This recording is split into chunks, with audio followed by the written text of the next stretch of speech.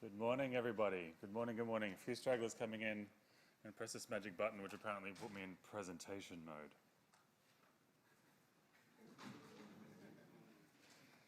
mode. Thank you for joining me on this Tuesday morning. It's Tuesday, right? It's Tuesday, Games Week? It's only Tuesday. This is going to be great. A few more stragglers coming in. Thank you for coming for my presentation of the Forest Paths method of narrative design. Just a heads up, this is a presentation of the method.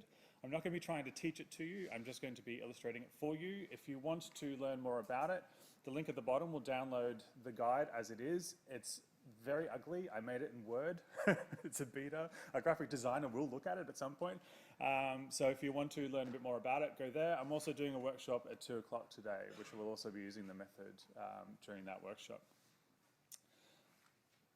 I am Alexander Swords. If you're not expecting to see Alexander Swords on stage, you're in the wrong room. I'm educated. I've got a bunch of degrees in screen and media, business, and arts management.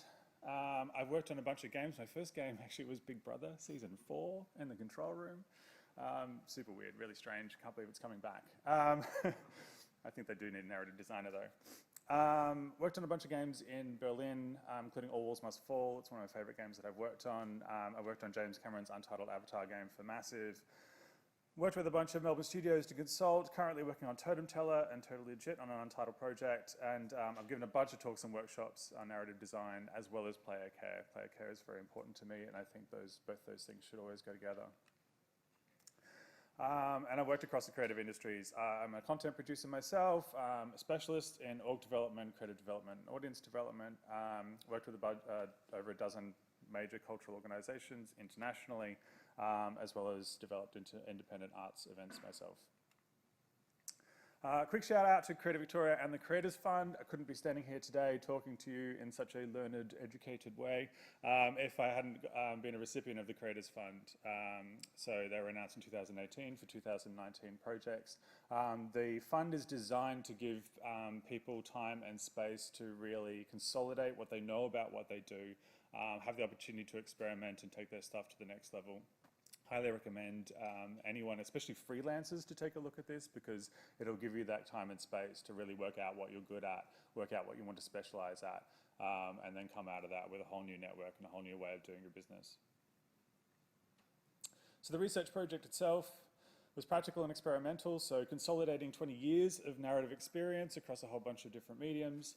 Then it was a process of actually bringing a model out of that and defining any new theory that kind of came out of that, as well as running experiments across mock ideas for games, serious games, and mixed reality. It's collaborative, so I applied the new method to live work that I was doing with different studios, as well as having a bunch of very talented Victorian developers from a range of disciplines to also learn the method and test the method themselves, see if they could break it. And the idea is that it's going to be available, hence why it's available to download. In the future, it'll be able to be downloaded as a proper guide instead of a Word document, as well as I'll be rolling out workshops in Victoria. And it's based on a very important narrative design philosophy that I have. So it's about recognizing the power of all stories to connect with the audience that they're intended to. So it's not about whether it's good narrative design or bad narrative design. It's about making sure that you ask the right questions of yourself to connect with the audience that you're trying to connect with. Plain language, accessible method, customizable, and collaborative. That basically describes how we make games, or should be making games. This philosophy should reflect that. And it integrates the wider considerations of the narrative design. Games do not function on their own. They are plugged into a whole bunch of other aspects of our lives as developers, as well as game players. Streamers, accessibility, consent, depiction of mental illness, cultural sensitivity, and so much more. All of this stuff is impacted by our narrative design, and it's important to have that included from the very beginning of your process. And it's all built on drama. And drama is the space between the expected and the unexpected. And sometimes you want to take your players there. So, just a quick little graphic for those who are more visually kind of minded. There's your forest path down the bottom. You have your beginning, your end, and the expected is the path from A to B.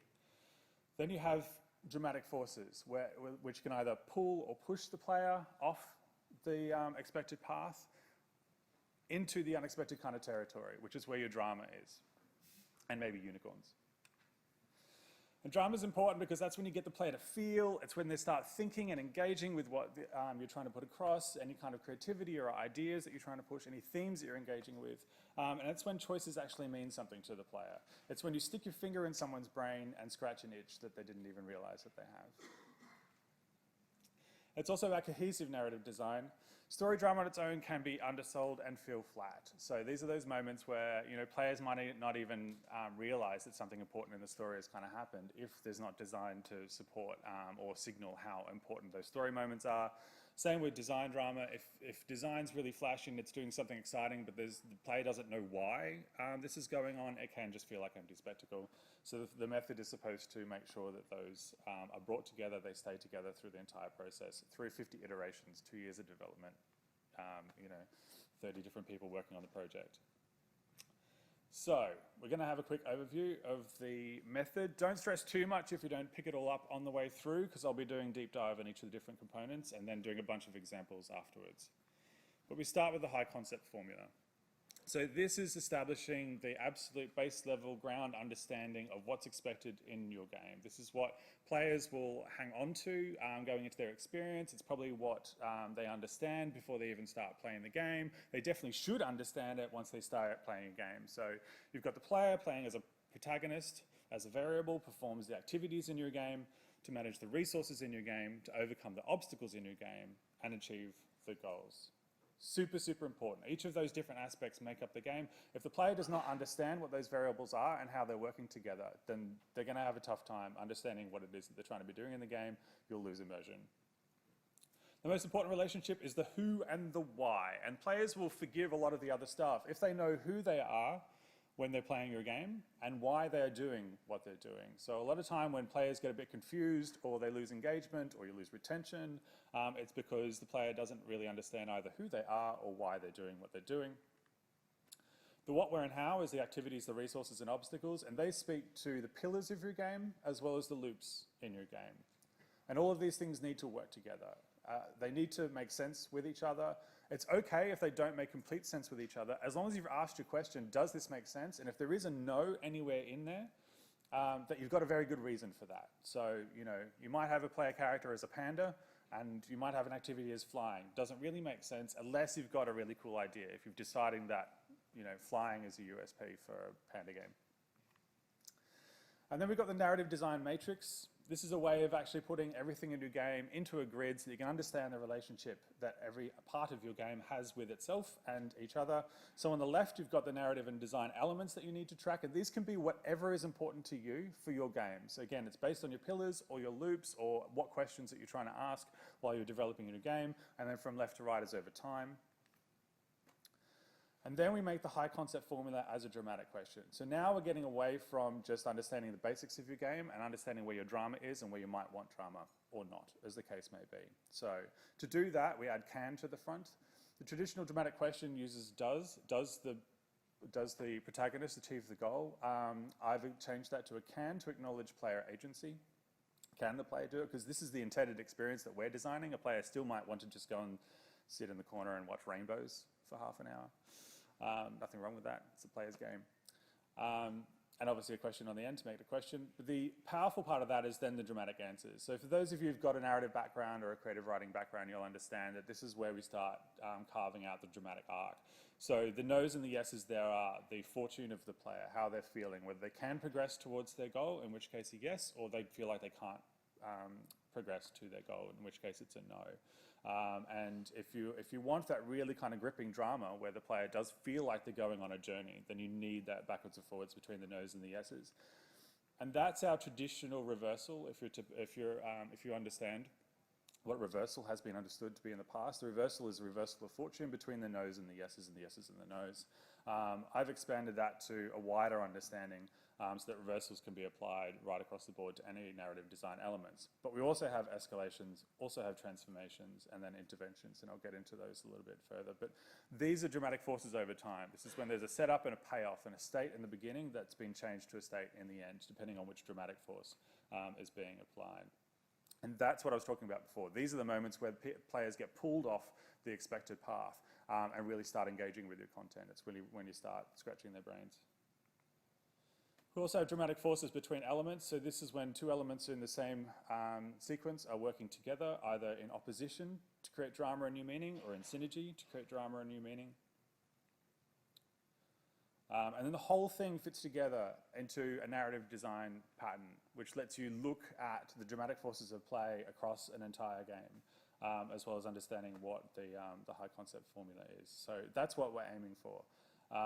As you put the different details in, you can understand the relationships between different elements in the same sequences, as well as how those elements change over time. Go. All right, so let's do a bit of a deep dive in high concept formula.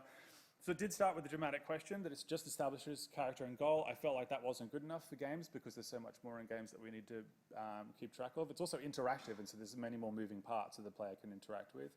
So I've added the other elements of activities, resources, and obstacles. The protagonist can accommodate player as a character, as a non-visible character, so obviously there's no character on the game, that's, you know, management sims and stuff like that, as well as multiple protagonist forces. So even though I'm using protagonist single in the high concept formula, there's no reason why you can't be talking about a group if it's more of a community-based game. Activities, resources, and obstacles can be tangible as well as intangible, and that's super important as well. So you've got tangible things like running, fighting, money and weapons, enemies and barriers, intangible things like solving and convincing, information and time, navigation and mystery. And the goal can also be tangible and intangible depending on the type of game that you're making. So making tea, saving the planet, tangible goals, intangible goals, finding love, finding the meaning of life. So the narrative design matrix, obviously there's a power of the matrix. We all use matrices all the time. A lot of the time we just use it in simple kind of spreadsheets. I tried to, the dramatic forces work with the narrative matrix, narrative design matrix, to make sure that we can take that one step further and understand the relationships between each of the different sequences and different elements in the different sequences. And so this is an example of what kind of elements you might want depending on the type of game that you're making. So you know, it can be really, really different depending on what type of game that you're making, as well as what answers that you're trying to find in asking yourself these questions. I'll just let you take a photo. Yeah, cool. So dramatic question and answers, let's do a deep dive on that. The high concept formula becomes a dramatic question. Like I said before, uses can instead of does to acknowledge player agency. That idea of plotting the player's fortune by using the dramatic answers is solid. It comes from a very long tradition in creative writing, and it was easily adapted to games. And you can do that without requiring the full matrix. If you really just want to kind of get a bit of a feel for how the game is feeling drama-wise and the fortune of the player, how they might be feeling, whether they feel blocked or whether they feel able to progress or not, you can just do that, just do those answers without having to require the entire matrix. And then you could do things like a no to yes and yes to no are going to be reversals in the traditional sense. And then you can have things like no to no and yes to esc, and then be escalations or transformations, which I'll get into in a second. Dramatic forces over time. This is what I was talking about at the beginning, where you have a setup and a payoff, and you have one state changing to another. A reversal, again, traditionally is just about fortune. I'm widening that definition to include any kind of reversal where you get any element, whether it be narrative or design, and it changes from its original state to its opposite. An escalation, tried to feature in games, any element that increases dramatically above what the player might expect. Transformation, the whole context of the element is changed depending on what it is. All of them require setups and payoffs, so there is that setup and payoff, one state to another state. Reversals of fortune, and they should be deployed as you feel for your project and its audience. So feeling is really important in this. You need to kind of feel your way through your understanding of your project, and you need to feel your way through how the audience may be responding to what's going on. And you need to pay attention to, when you get player feedback, how they're feeling. They won't use this language, obviously, but it's about recognizing that, you know, if a player feels like something's gone from good to bad, that's a reversal of fortune, probably. It might also be a difficulty spike, but you can get into that with them using this kind of language. The aberration in dramatic forces over time is an intervention. That's when you just have one arbitrarily introduced element or subtracted element. They do have an effect over time, but this is when you get those things like MacGuffins and those handy solutions to story problems because the writer wrote themselves into a corner, or tutorial stages where things just need to happen to teach the player, or some boss fight sometimes when the designer's gone, we just need to have a boss fight. They're those interventions where there's not a very good story reason for these things to exist. And in Western conventional stories, usually breaks the immersion for players.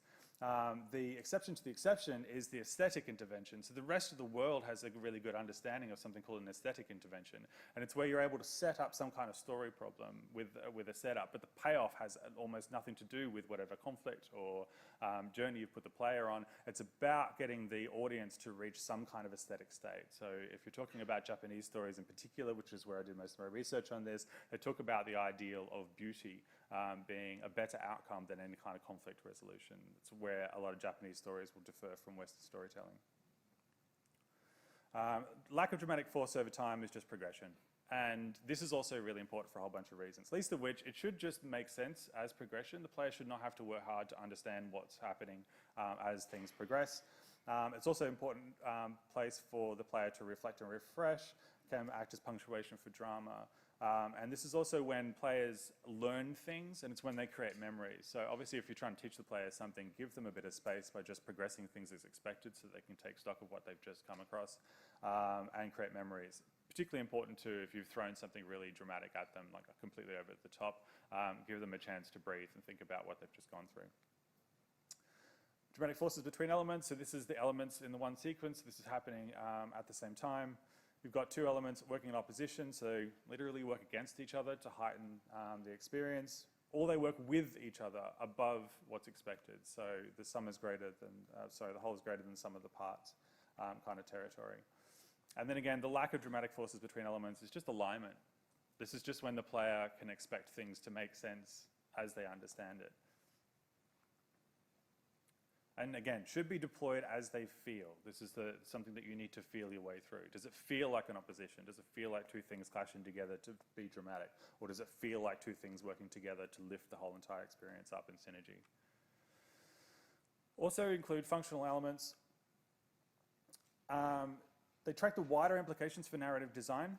And this is an example of the kind of elements that you might want to include. These are really, really important because you can put this underneath the rest of your narrative design matrix to track whatever is important to you when you understand that there are wider implications for the project that you've got. So you can have the marketing person in the room looking at the narrative design matrix, helping you understand how your game is going to be marketed. A big shout out to Checkpoint for giving me the checklist there for depictions of mental illness. All of those can be individual elements that you could put under your game if your game features issues of mental illness and you want to track the impact of that. Same with accessibility as well, super important. Why not have accessibility in your narrative design matrix? So every time you come up with a design decision, you can immediately straight away test to see whether that design decision has any implications for any of those issues of accessibility. So in action, I'm going to run you through a few different examples. Unfortunately, I can't do things live for you, so they are going to be static examples. Narrative design patterns, like what I was talking about before, it's a basic Western narrative design pattern. This would be the base level of any kind of drama. You have a goal set in the beginning, a problem established, and then it's solved at the end. So you've got a no at the beginning, a yes at the end. Everything else just supports that journey. This might be an action game as a narrative design pattern, especially for using Western conventions. As you can see, there's a lot more detail there. We've still got that big reversal across the story from a goal being established and the goal being achieved at the end. But we've got really cool things like the dramatic answers at the top. We've got no to yes, yes to no. So you've got your reversals of fortune as the player feels like they're achieving something and then being pushed back, and then achieving something and being pushed back. Other things like sequence 2 and 3 on activities, our shoot to kill, our gun now shoots a tether for traversal. So we've transformed the context of our weapon from sequence 2 to sequence 3 in there. And then we've got a really great synergy in sequence 3 between activities and obstacles. So we've got the gun now shoots a tether for traversal, but we've got a boss fight, which is great. You can tell the person who's designing your boss fight that the player is going to have a tether traversal. Make sure they use it. Make sure the level design actually takes advantage of the new tether traversal that the player's got. Those things need to work together to lift that entire experience up to really sell it. Big opposition there in sequence 5, right down the bottom, between obstacles and goals. An impossible boss fight with a goal to kill kill the boss. Obviously, that's going to be hugely problematic to the player, can feel like that they have failed and they may want to throw the controller and quit the game. Important to catch at this stage of development, because then you can tell your narrative person that they need to perform a miracle and sell the idea to the player to make that feel satisfactory. Good luck to them. You can do pattern comparison. So again, Western conventional hero's journey across the top. Something that's more popular in the rest of the world is the Allies journey. And so at the beginning of your project, you could get those, put them together as I have, and compare which type of story that you want. So the top one is about the individual finding the power in themselves to achieve a goal and be the hero. The bottom one is about transforming an understanding of where power comes from in the context of going from an individual to understanding the power of community. Very popular in other cultures, much more interesting to players. And you may want to make that comparison. Whatever basic kind of understanding, whatever high concept formula you have, you can plug it straight into those narrative design patterns and then compare to see what results you get and what you might think fits your player better. I haven't included the rest of the design matrix there because both of those, story is paramount. That needs to happen the way that it's in the pattern. All the other elements of the game need to support those for those stories to be successful. Horror game's an interesting one, partly because you'll see at the top there in the story, there is no game length dramatic force going on there because the aim of a horror game is not to win, it's to be scared. So all of the dramatic forces in play there are designed to give a scary experience to the player. Highlights include, in the middle there, we've got a gameplay loop in the story between false safety and more horror. You know, that's a typical dramatic loop for horror games. Well, I'm talking about horror games, that's scary. From false safety to more horror to false safety to more horror to false safety. There's a nice synergy there too between the nature of the fear, which is the third one down in the second sequence, and the soundtrack, because that is also hugely important for horror games. Whatever the nature of your fear is, and the soundtrack has to sell that fear to the player. And then towards the end there, we've got a bunch of reversals and transformations, which are that very typical kind of horror trope of false ending. I've understood the fear, I'm in a safe place. Oh no, it's not really dead, or the horror was inside you all along, kind of territory. But you can take this narrative design pattern and basically go, cool, we can make a horror game from this. You could literally just pull that narrative design pattern out, start plugging in all the details from your high concept formula, whatever that might be, and you'll have a pretty solid horror game. As opposed to a walking sim game, obviously a lot less going on. It's not meant to be dramatic, and the central pillars of a walking sim usually are engaging with some kind of theme. So again, you don't necessarily have a story-wide dramatic force being applied, but if you look down in themes, we've got a transformation there, which is a new appreciation of whatever the theme is that your walking sim is engaging with. So at the beginning, the theme is just hinted and unexplored. At the end, it's clear and thoroughly explored, and there's a transformative experience for the player, hopefully, from the beginning to the end. You've also got transformations there in the art style and music, which would support that, and I would also put in references down the bottom, which don't necessarily have dramatic forces between them, but definitely something you want to keep in mind as you're going forward with the development of your game. So, high concept formula in action. So you can understand what you're trying to achieve at any level of narrative design. So high concept formula is really useful for trying to work out a game length, level, mission, cutscene, conversation. Whatever you're trying to work out, you can always go, in this conversation, okay, who is the player? What activities are they doing? Talking, convincing, maybe. What are their resources? You know, whatever they can apply to the conversation, or maybe what they're trying to get out of the conversation. Obstacles might be the other person and the goal. So obviously whatever they're trying to achieve in that conversation. And all of these should stack up. So the high concept formula for a conversation should fit in to a high concept formula for the entire cutscene, which should fit in to the mission you're giving the player, which should fit into the high concept formula for the level, which should fit into the game. That's how you get cohesive narrative design. And also the way you communicate it. So you can track it. Are all team members using the same one? Because if they're not, maybe that's a discussion you need to have. Has it changed over time? Games evolve. Keep track of the high concept formula and see whether it's evolving in the right way that you need to. And our playtesters describing it in the same way. So again, obviously they're not going to use the high concept formula, but take the language that they're using, compare the words to the words that you're using for your high concept formula and see if they align. If they don't, have a conversation. Also super useful for pitching. Internally, start with the high concept formula, then discuss. When you're sitting down and having a design meeting, you know, and whatever it is that you're talking about, I want the player to do this activity to manage this resource, to overcome whatever the obstacle is, and achieve this goal. That's what we want to talk about today. And then you can start discussing the issues that might be feeding into any problems that you have or any decisions that you're trying to make.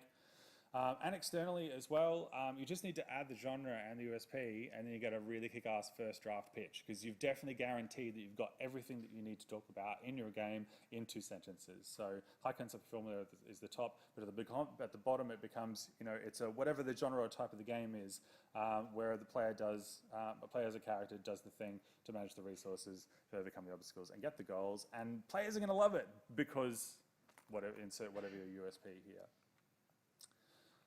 Narrative design matrix, really cool for a vertical slice. So I've started with the simple one that we had in the beginning.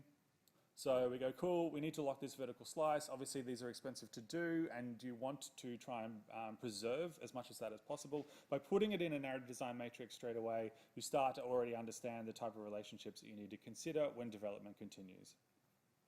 So let's say you've done your vertical slice, but you want to keep it as it is. You can already see there that we've got a game-wide dramatic force across story, and we've got a dramatic answer of no there. So not only does the problem need to be established, it needs to be a huge problem. The player needs to feel like it's an impossible task at the beginning. But it needs to go to a yes. So we've got a huge problem, search begins. That feels like I don't know what I'm doing and all is lost, to I have a clue, I know where to search, I know where to go. Obviously too there we've got an escalation between friends. Tom becomes a friend to Tom becomes a lover. That's you know, pretty obvious, right? We've decided that we want an escalation there. We want to lift the drama going from sequence 2 to sequence 3. One of the ways that we want to do that without introducing conflict is now Tom has gone from being a friend to a lover. Obviously there's no dramatic force going from sequence 1 to sequence 2 there, so we need to keep that low key. So we've just got meeting Tom, May, and Bo. So they are our friends who are going together. Functional elements, serious games. This is an example of how you might want to use functional elements to inform the rest of your game. So let's just say you've got a learning expert on board. You're making an education game. They give you a learning model. You just fill that in and then let it inform the rest of the narrative design process. Start with that from the beginning. It means any narrative design meeting you have the learning expert can be there, or at the very least you can have the learning model built into your narrative design from the beginning. And then if you're making an ecological game, you can also add a model for that as well. So in this case, you now know that in sequence 2 we need a story, and our design pillars need to support an evaluation process of self-evaluation for the player and whatever they're learning, as well as something about the destruction of ecology. That's depressing. So using dramatic forces to problem solve.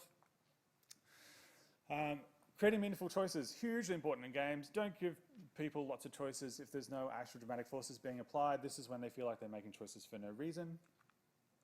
So does each option apply a dramatic force? So here the player, or here as a hero, needs to talk to the grumpy blacksmith and get a sword. So hero needs a sword is sequence 1. Excuse me, they just buy a sword. Simple progression, nothing dramatic there. Okay, and then the boss comes to you and goes, no, we need some drama. All right, boss. So the hero needs a sword, convinces the grumpy blacksmith to make a sword. So there's a reversal there. Doesn't want to make a sword, is now making you a sword. There's some drama there. Even better yet, convinces the blacksmith to make the sword and join as an ally. So you've transformed the nature of the relationship between the player and this NPC. Drama, it's good. That's the sort of stuff that players love.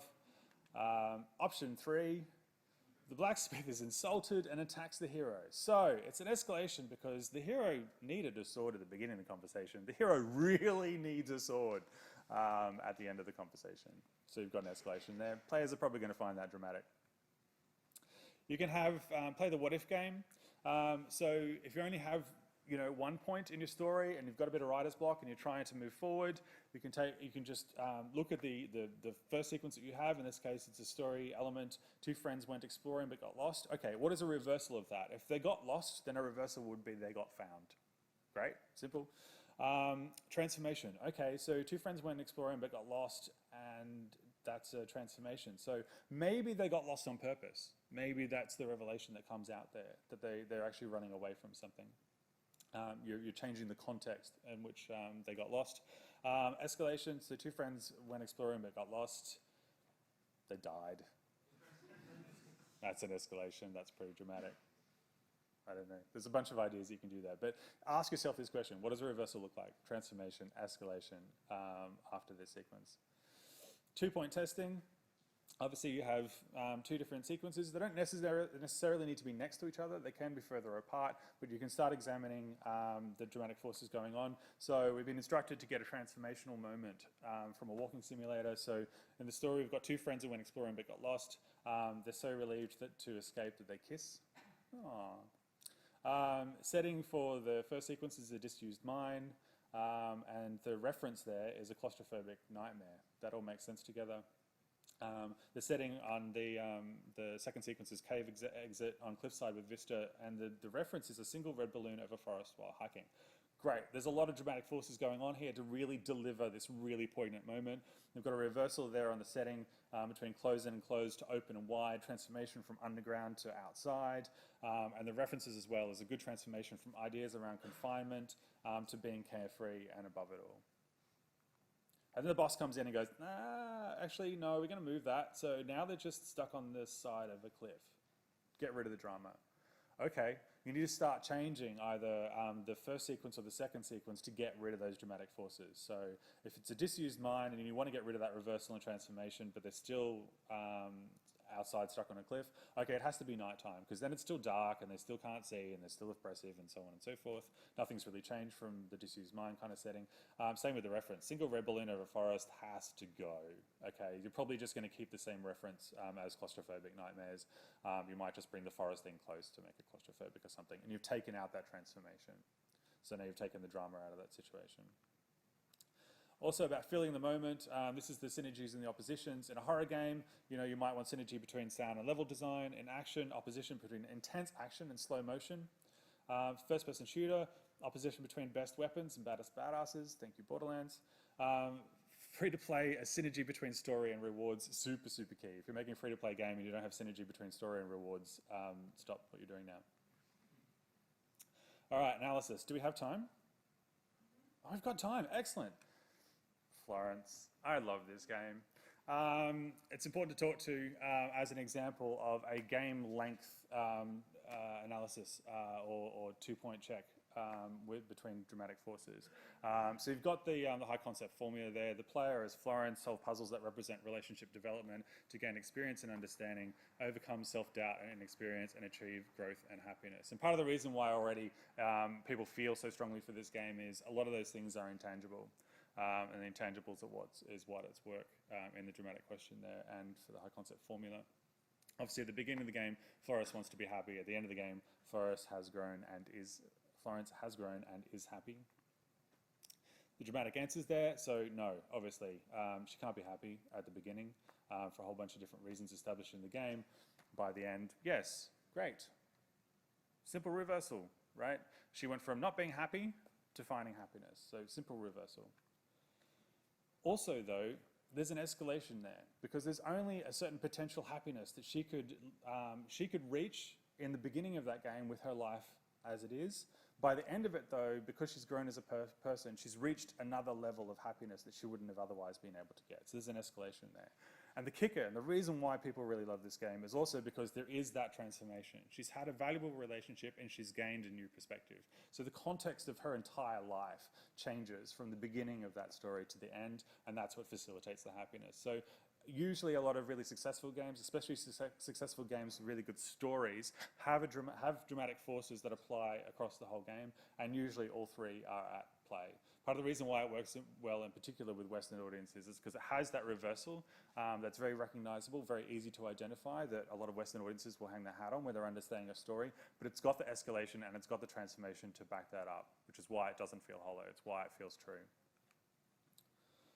Overwatch, very different type of game. This is my character Roadhog that I really like to play. So this is from the perspective as a player in opposition to Roadhog. So you've got sequence 1 there. Story, proximity, controller, danger are the elements that I'm tracking in this. And what's going on is we're walking and shooting. Our proximity to Roadhog is distant. The control of my character is mine, and the danger is normal in the context of the game. I'm with my team. I'm distant from Roadhog. And then he hooks you, like in the animated GIF that I just showed you. So that's my story as a player against the Roadhog. It's the very next sequence in this case. I've gone from walking and shooting to being hooked. So the distance, there's a reversal and an escalation. I was far away, now I'm very close. And not only am I very close, that happened very, very quickly. So obviously there's drama there. Control has transformed from my control to their control, at least for a brief moment. Also very dramatic. In a game where it's a first-person shooter, I should be in control of my character the entire time. And then the danger, obviously, has gone from normal, where I'm with my team and I've got all these things I can do to keep myself safe, to now I'm right in front of the Roadhog, right probably in the middle of their team, and the danger is high. It's a huge escalation. That's why just that one mechanic feels so dramatic when you're playing against it. File loan sales. Has the video started? No. There we go. So there's an amazing synergy here between what's going on in the audio, what's going on in the art, and the story about this character being in this storm. It's lonely, it's oppressive, there is impending danger, and all of those elements are working in synergy to sell that. There's amazing opposition here between the scale of that little tiny character and this big machine that this character is driving, and then this even bigger landscape working at scale. And that's why through this entire game, you almost feel that drama kind of constantly, especially when you go into a puzzle, you do the puzzle and you come back out again. You feel that opposition where you're so, so small against things that are so, so large. Concluding. So strengths and weaknesses of the method. Strengths, simple lexicon, simple individual processes. So I found that people pick up the individual things quite well, quite quickly. It can be deep if you want to link all these things together in the way that I've described. Can be compartmentalized to answer specific questions at specific times. And it's collaborative. You can put the narrative design matrix up in front of your entire team. And if you've got good communication skills, get the entire team to work on the narrative design matrix together. Weaknesses I've found though, it can be difficult to understand whole initially. I'm sure some of you are really confused about at least some of the stuff that I've spoken about today because I have whizzed through it. Please download the document if you want to know more. Can take a lot of practice to find value quickly. So I can wield this thing really, really fast because I've been using it for so long and I know it backwards and forwards. But it takes practice. Like any skill, it takes practice. And the compartmentalization can skew processes. So if you take one part out and you just keep using that over and over again throughout iterations and development without plugging it back into the rest of the method, you can find that you're not asking yourself the right questions, and so your results can be skewed. The plan for what next? I'm going to finalize the guide.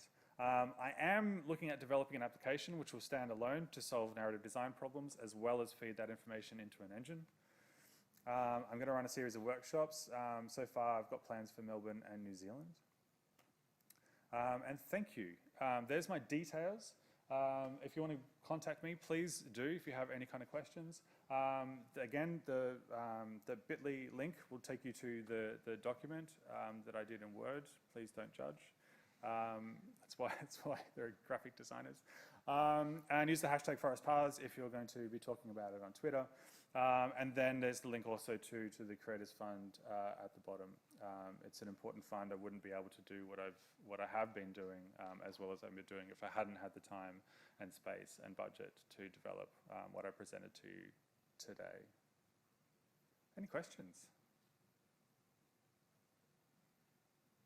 You all look very stunned. Yes? Would you be able to talk a little bit more and possibly provide an example about the sort of danger sign where you might see that the game is being skewed because you're only using part of the process? What does that look like for you? Yeah, it's things like the high concept formula is really useful, and like I said, you can keep using that to keep touching base with the basic understanding of each of the different elements that are in your game, but you're not exploring the dramatic potential of each of those elements if you're not actually going to start putting that into the matrix. For instance, you won't doing all those really great thought experiments that you should be doing that you can only do when you put you know, those questions to yourself of how are these things changing over time? How are these things working with each other? Also too, the narrative design matrix is a deep dark hole that you can go into. If you don't go back and check that against your high concept formula, you can go down this amazing rabbit hole where you have all these dramatic forces going on and all of your elements are changing over time, and then you've completely forgotten what it is the game that you're designing. You completely lose perspective, and that loss of perspective would then feed into the player experience, because the high concept formula there is supposed to be everyone's basic understanding of what the game is, and so if you get too much eye on the detail without going back to the broader kind of picture type stuff, then you lose the vision. You can lose the vision for the game. Sorry if this comes through, it's just a lack of understanding. It seems like the difference between reversal and transformation is more just a matter of one being a bigger transformation than the other. Can you explain some of the disparity between the two and when you would use one over the other? Yeah, absolutely. I mean, it's things like, yeah, a reversal is always going to be a yes to a no, or something that exists or doesn't exist. And so it's very much a what thing. So what is going on, and you know, what is it about it that I can see that kind of changes it? Transformation is about context. So it's things like, I am a warrior, and a reversal of that might be that I'm dead, I guess, or you know, that I'm outcast, or that I'm unable to be a warrior anymore is a reversal. A transformation would be, I'm a warrior who's discovered that I'm a prince. Changes the context of my understanding of what I'm doing as a warrior. It changes the context of the stakes as well. As a warrior, I might be just fighting for myself as part of an army. If I'm a prince, well, now maybe I'm expected to lead the army. So you've transformed the context of the character there. And same with design elements as well. It's things like, you know, and again, feel your way through it. There's no definitive answers on this. It depends on the answers that you're trying to come up with yourself. But you can do things like, you know, a reversal for design might be going from black to white. A transformation would be going from black and white to color. You know, that can be a design kind of example for a transformation. Does that help? Yeah. Okay, great. Anyone else? Really? Okay. Go for it.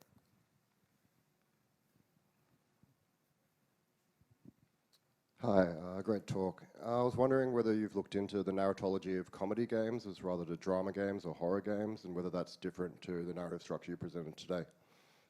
Yeah, I guess one thing that I probably should have said is that the what happens with successful drama also makes successful comedy. The reason why people laugh at things is there's a dramatic force at play between the expected and the unexpected for a lot of it. In terms of talking about comedy games as a whole, though, that there's a wide kind of lexicon of different types of comedy games for, you know, and the reason why someone might be making a comedy game or playing a comedy game. So you'd probably want to track that for each individual project. I mean, the idea of the narrative design patterns is not that we have one narrative design pattern for comedy games that then all comedy games can learn from. It's not a template. It's supposed to be just a point of comparison. And the idea is that hopefully you'll be able to build your own narrative design pattern for the type of comedy games that you want to make. Definitely things to kind of, you know, the elements that you'd want to keep track of other than story would also be, you know, themes. Your functional element for sure would be your primary audience and what they find funny.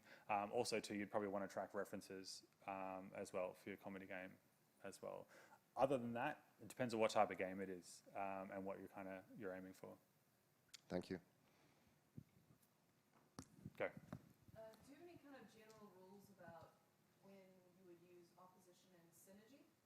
So, because they're Any kind of rules? very different but also similar concepts, I feel. Yeah, I mean, it kind of depends on, you know, a lot of it plays into the dramatic answers to a certain degree. Yeses for the dramatic answer generally lend themselves to synergies better. Everything feels like it's working together, you know, to move forward, and oppositions are the opposite of that. So, you know, it could be as simple as, let's say it is some kind of combat game, a synergy, and it's a yes dramatic answer to that question, would be that you want So you've got a shield mechanic and a weapon mechanic, and they actually combine together to feed into each other somehow for better kind of combat. The player feels good, it's a yes answer to the dramatic question, player moves forward.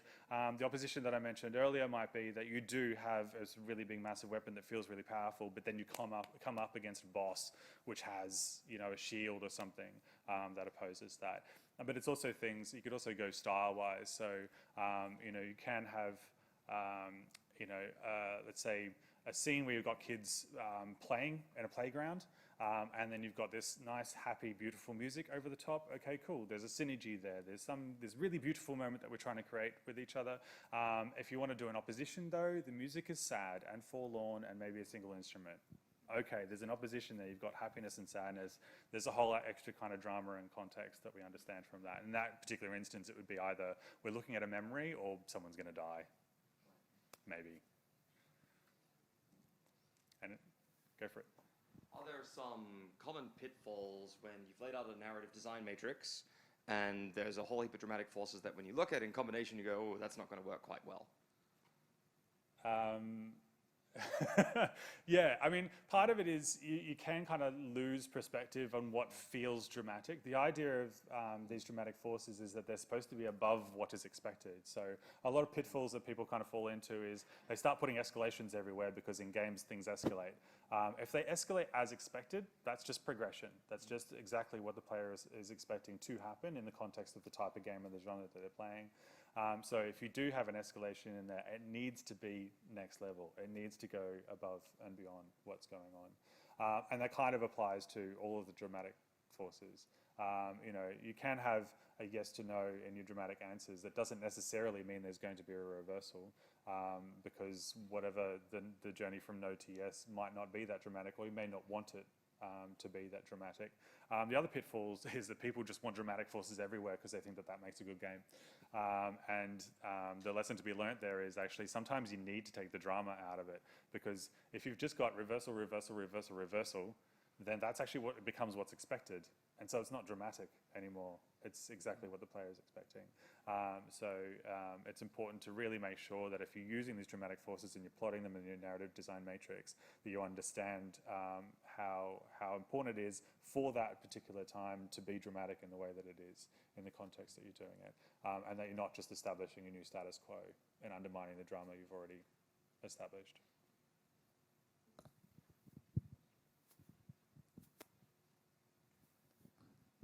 I think this will be the last one, I think.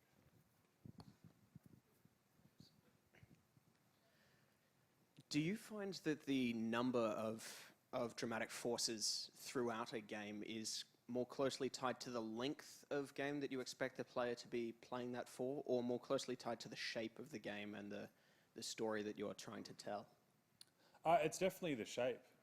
Absolutely. I mean, you can have a walking simulator that might go for 10 hours and might only have just the one dramatic force in it, because that's the type of game that you're trying to make there is actually a calm experience where players can take their time exploring a particular theme, for instance. But at the same time, you could have a walking simulator that goes for 10 hours where you want it to feel dramatic all the time, in which case then you might want big reversals even just in a landscape where you go from, say, a closed forest all of a sudden to a cliffside where you see a big vista. You know, that's a reversal in level design there. You know, transformations, you go from one biome to another and you might want it dramatic, in which case then, you know, if that walking simulator is a nature game and you really want, you know, the drama of nature to be apparent, then you can still have the same length of experience, still walking simulator for both games, but in that dramatic natural experience, you'll want dramatic forces kind of happening all the time. Brilliant. Thanks for a good talk. Thank you.